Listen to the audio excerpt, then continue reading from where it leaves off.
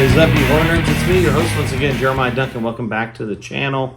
Today's review I'm bringing for you is a continuation of one of my, it's probably in my top 10 favorite movies of all time. But this one came out in 2016, and I am, of course, talking about Phantasm, Ravager.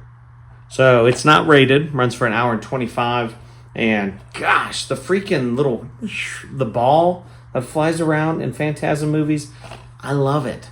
It's just, and the tall man, I mean, this stuff is so freaking cool. I can't help it. I'm a sucker for it. If you haven't heard of this one from 2016, Phantasm Ravager, let's get you connected. Intrepid hero Reggie meets cross-dark dimensions in search of his lost friend Mike. Fighting his way through alternate realities, Reggie must battle for his very existence in an ultimate confrontation with the tall man in his home world. Phantasm Ravager is the fifth and final installment of Dom Coscarelli's classic sci-fi/horror film series Phantasm.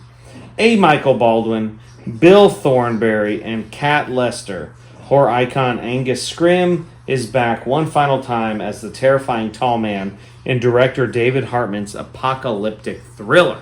So yes, this is the final installation, and I love the series, man. It's just so freaking weird and out there and just crossing dimensions. And I mean, it's the first time I saw the original, I'm like, man, this is some weird stuff, and just stuck with me. And I just, just loved it. Of course, like they said, old Don Coscarelli co-wrote this, of course, because he wrote the original one. Of course, he did Bubba Hotep, did Phantasm, John Dies in the End.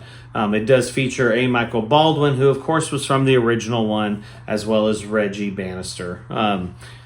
Such a mind trip, these movies, and that's why I like them. Like I said, I mean, it's blending the fantasy with the sci-fi and the horror, and it's just it's super engaging because there's so much going on.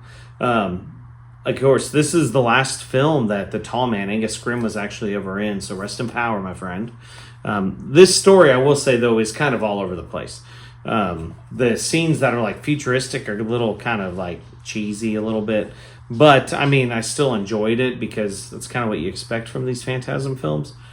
But with the story being all over the place, I mean, the Phantasm lore, though, is still there. And that's what draws you in, especially if you're into that.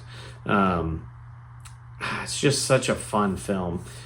Now, I'm hyping it up, but I will say it's nothing special with this one. There's nothing really to write home about. It's kind of a sad close to the book because it's probably one of the weaker ones out of the series. But I enjoyed it. It's staying in the collection. I loved it. I watched it a couple times just because I like Phantasm stuff, but I'm going to give it a 5 out of 10. It's a good film, not a great film, especially if you're into the Phantasm series like myself. So if you've seen it, comment below. I'd love to hear your thoughts. Like, subscribe, hit the death bell for notifications. Stick around. I got more coming.